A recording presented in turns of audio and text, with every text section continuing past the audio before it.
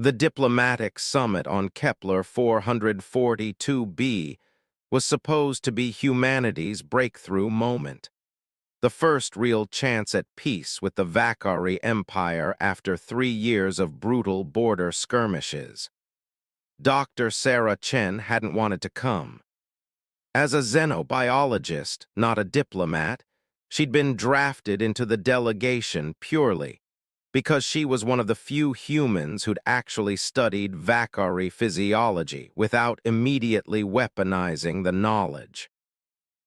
Now she stood in the crystalline halls of the Vakari Palace, surrounded by beings who looked at her species with barely concealed contempt.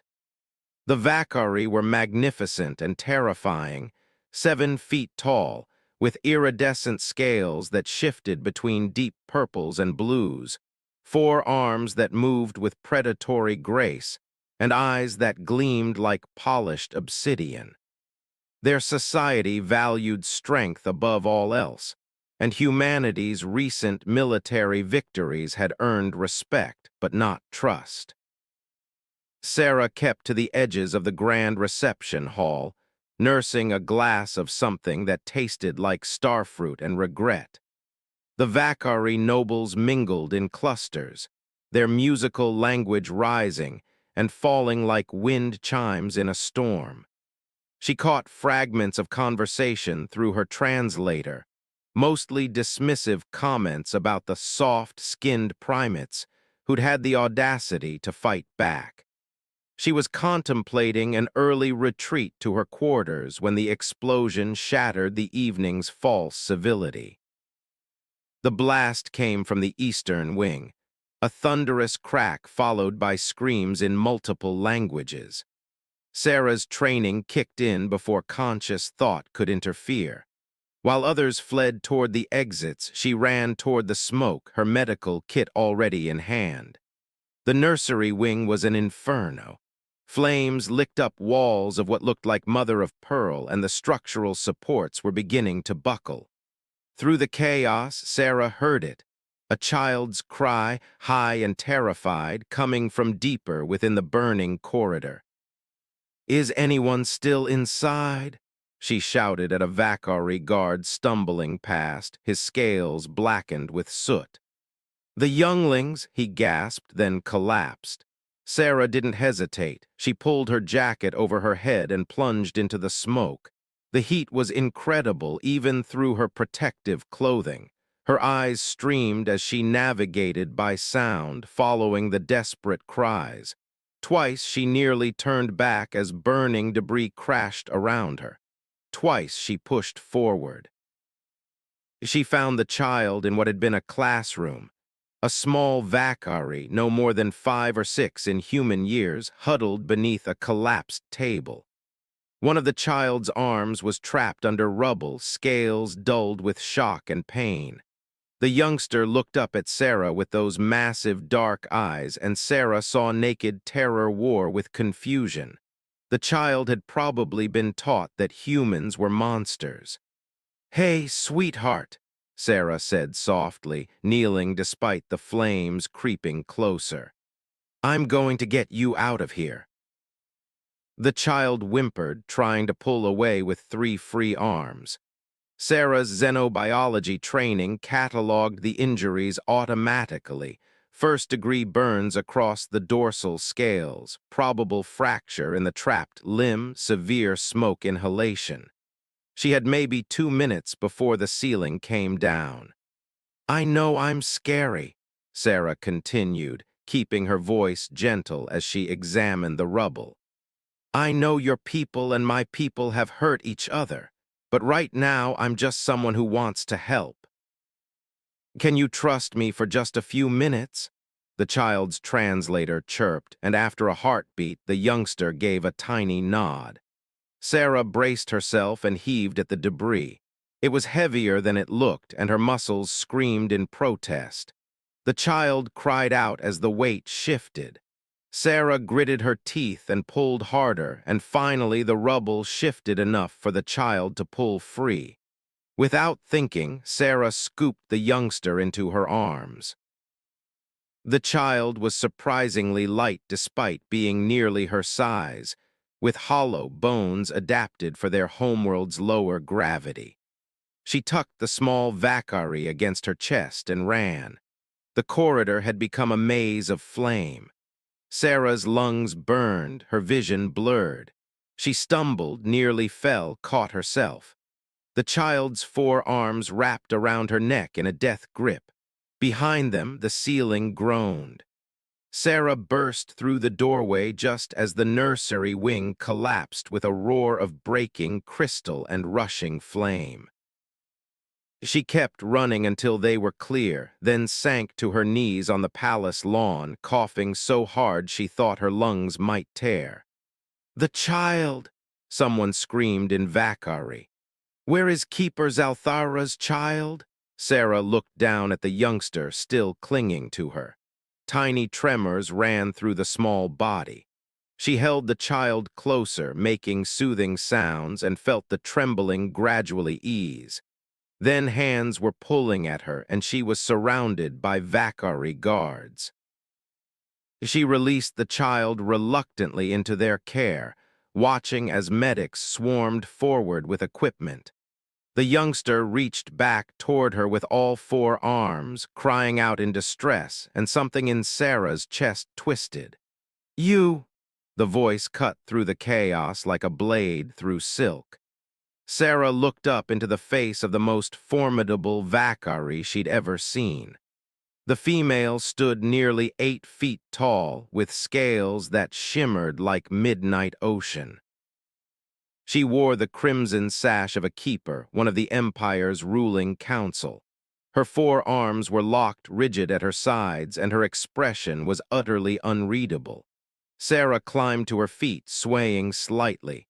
"Your child is safe," she managed. "Some burns, possible fracture, but the medics—" "You ran into a collapsing building," the keeper said, her voice flat with suppressed emotion, "for a Vakari child." "I ran into a collapsing building," Sarah corrected gently, "for a child."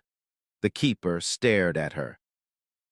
Around them, the rescue efforts continued, but Sarah felt the weight of dozens of Vakari eyes turning their way. The translator on her collar clicked and whirred, struggling with what the keeper said next. The words were in a dialect too old and formal for the device to parse properly. Then the keeper did something that made every Vakari in sight freeze. She extended all four of her arms, palms up, a gesture Sarah's training identified as the highest form of respect, one reserved for honored ancestors and revered warriors.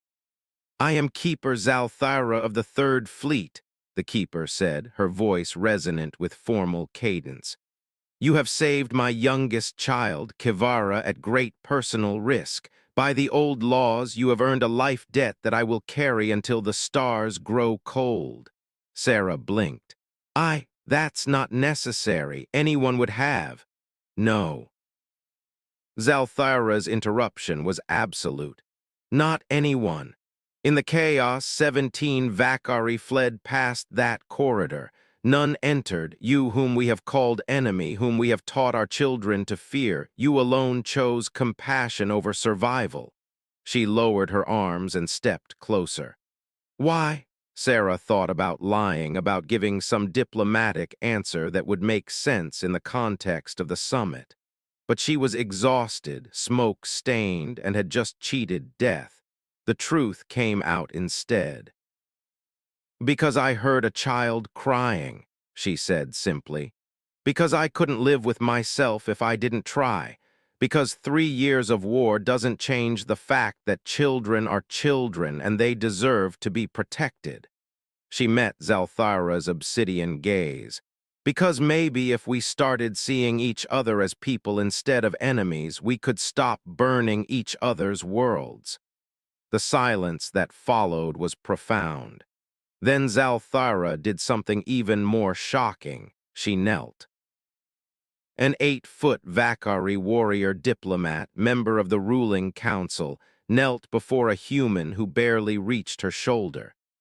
"You shame us," Zalthara said quietly. You shame us with your courage and your mercy. We who pride ourselves on strength forgot that true strength includes compassion. We who value honor above all forgot that honor means protecting the helpless, even when they are not our own. She rose and touched Sarah's face with one scaled hand, a gesture that made the surrounding Vakari gasp. The life debt is sacred, Zalthara continued. I will not simply owe you a favor, Dr. Chen. I will become your shadow, your shield, your advocate. Where you go, my protection follows. What you need, I will provide. Who threatens you becomes my enemy. Her voice dropped to something almost tender. And I will not rest until I understand how a species we dismissed as weak and primitive taught me the meaning of courage. Over the following weeks, as the summit continued and investigators determined the explosion had been the work of extremists on both sides trying to sabotage peace, Sarah learned what Zalthara's attention actually meant. The keeper attended every session Sarah did, a silent, imposing presence. When human delegates needed access to restricted Vakari databases for the Xenobiology Exchange Program, Zalthara opened doors that had been sealed shut. When Sarah mentioned in passing that she missed real coffee, Zalthara had Earth coffee shipped across 3-star systems. It was overwhelming and touching, and occasionally completely exhausting. But Sarah also noticed changes rippling outward from that one moment of connection. Other Vakari began approaching her with questions about human culture, genuine curiosity replacing suspicion. Zalthara brought her child Kivara to visit, and the youngster's delight at seeing Sarah again melted the hearts of even the most hardened warriors. The other keepers began listening when Sarah spoke in council sessions. One evening, Sarah found Zalthara on the palace observation deck, staring out at the binary stars. You don't have to follow me everywhere, Sarah said gently, joining her at the rail. I know you have other responsibilities. The life debt is about more than protection, isn't it? Sarah interrupted. You're trying to understand something. Zalthara's scales rippled, a sign of emotional turmoil. My entire life I was taught that strength determines worth, that victory proves superiority, that the strong survive and the weak perish, and this is the natural order. She turned to face Sarah. Then you, smaller and softer than any Vakari, ran into a burning building. You fought pain and fear and the basic survival instinct, not for glory or political gain, but simply because a child needed help. You displayed more true strength in those moments than I have in 30 years of military service. That's not true. It is. Zalthara's voice was firm but not unkind. And it has forced me to question everything. If we were wrong about humans, what else have we been wrong about? How many conflicts began because we valued pride over understanding? How many times did we choose war when peace required the harder courage? Sarah reached out and touched one of Zalthara's lower arms, a human gesture of comfort that nevertheless seemed to translate. You're doing that hard work now, that counts. Because you showed me it was possible. Zalthara wrapped one hand gently around Sarah's. The life debt is sacred, yes, but this has become more than obligation. You have become. I believe the human word is friend, Sarah smiled. Yes, friend works. Then as your friend, I have a question. Zalthara's scales shifted to a deep purple, the Vakari equivalent of a blush.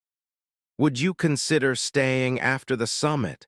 As cultural liaison, I have much to learn about humanity, and I suspect many of my people do as well. And Kivara speaks of you constantly. I think my child would benefit from knowing the human who taught me that enemies can become family. Sarah thought about her small apartment on Earth, her laboratory where she studied alien biology from a safe distance, her quiet life of research and solitude.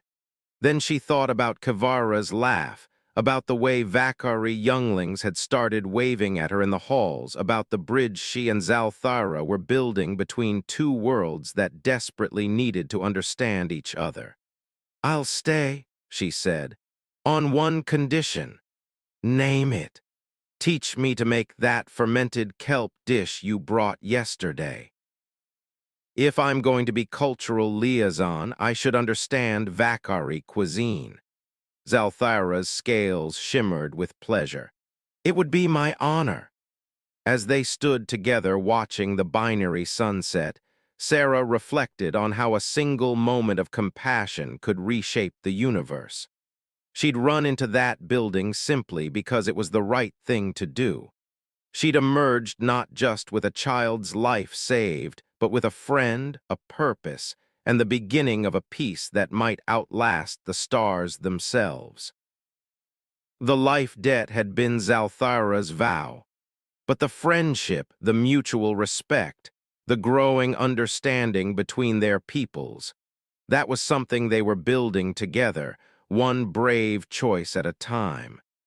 And somewhere in the palace, a small Vakari child slept peacefully, safe in the knowledge that kindness existed even in the most unexpected places.